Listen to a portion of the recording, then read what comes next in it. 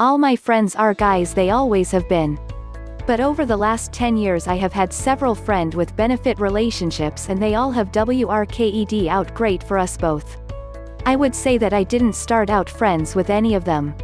I meet them, had sex with them all within 24 hours of meeting them, and I was the one that brought up the fact that I didn't want anything but FWB. It's hard to find a woman that's okay with just FWB, but I would say to look for a woman that is confident with herself and that really loves sex as much as men do. That's a big reason why I do the FWB thing, cause I really love sex and I do not want a relationship right now.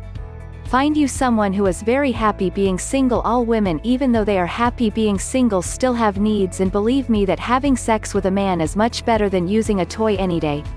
You have to be upfront about what you want. Don't have sex with her till you have told her that all you want is FWB, and if she's not okay with that then she won't have sex with you and she will tell you that she's not into that.